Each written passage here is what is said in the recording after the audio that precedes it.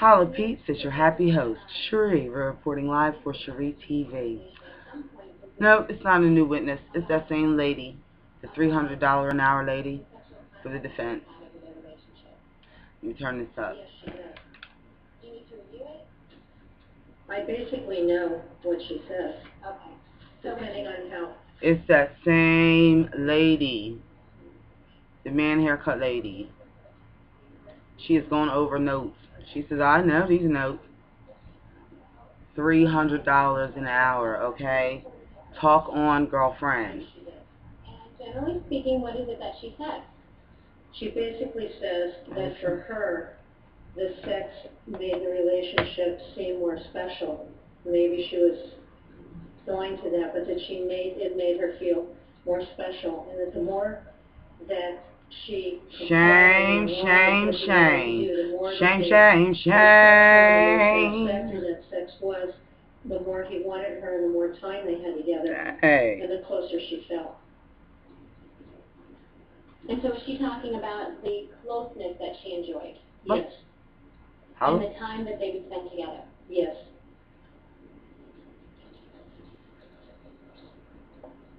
I'll tell you what. In your practice, in your experience, is there a difference between men and women on how we view sex and love? There's a saying that, and I don't mean to offend any of the men who don't feel this way. There's a saying that men give sex to get love, and men give love to get sex, and women give sex to get love. And that's not always true, but sexuality tends to mean different things, and oftentimes for women, it's the cuddling, it's the kissing, it's the foreplay, but oftentimes for men, it's the sexual act itself that encompasses that. So there's a different way of looking at sexuality, I think, in general. Oh. And in your practice, have you found, in your experience, that men and women are judged differently based on their sexual activities? Yes.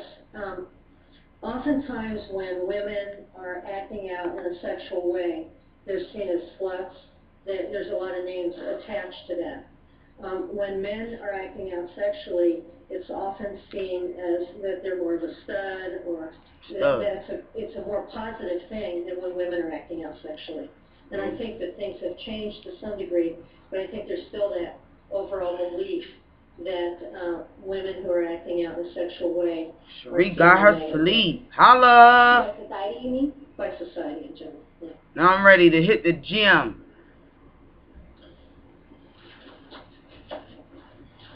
Baby's ready to hit the gym too. I can tell. After May 26th, when we have these tirades, there's some journal entries from Miss Arias. Okay. Have you reviewed the I don't even have any rouge on. From May 30th from Miss Arias? Yes, I have. So I don't look like a harlot. Okay. So I can put some rouge on. Okay. It's a rouge stick. You guys know that. So she did it 592. What's been marked is 592. What's she scratching? Oh, she's playing with her pencil. May 24th, and I turned to the page. She's doing something with a pencil. Okay? She could be making a shank, y'all. Yes. All right. So on May 26th, she gonna be on we locker. have writings from Miss Arias, and this would be around the same time she violent. So we just read through these tirades that are happening, right? Yes. Alice, that's her name, Alice. This communication that she just put on some round glasses. I didn't even know they made them like that anymore. She doesn't remember. Please take your question. In the journal entry, does Miss Arias talk about whether or not these communications that she just had with Mr. Alexander? Her recollection doesn't need to be refreshed. Overall, do you mean answer? All right. Yes.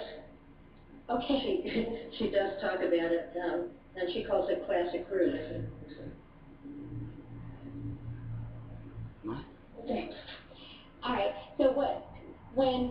Alice This Laviolette. character assassination and the terrible names That's that it, he, Laviolette. calls Reminds you her. of In her labia. journal, did she write about it?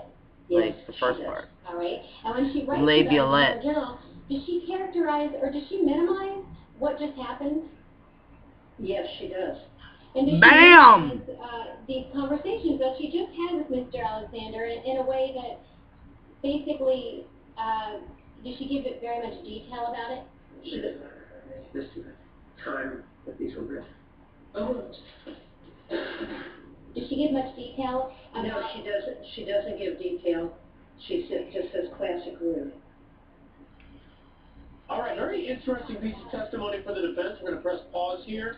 She's saying that Jodi suffered from a lot of verbal Two of my abuse, nails broke. rough terms Travis Well, Alexander this one just used came with off. her, but didn't write about it in her journal. This Just one as the just defense broke. has been saying, when bad things happen to Jodi, she doesn't necessarily record it. Now y'all know how I The roll. prosecution was trying to lead I may Jodi to either leave. fix it So we'll see or where just they cut go them with all that. off. Now, you don't want to miss. I may Tonight, just fix 8/7 them. after dark, 10 Eastern, the bold accusation.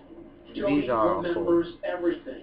Oh, will our in-studio jury believe her? Listen to the questions they had about her last night.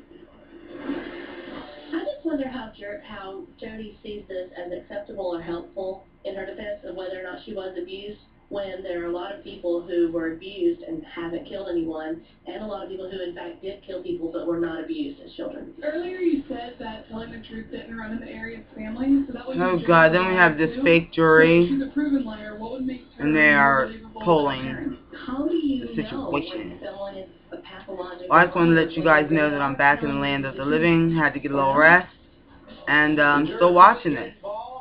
Alright. I love you guys. See you soon.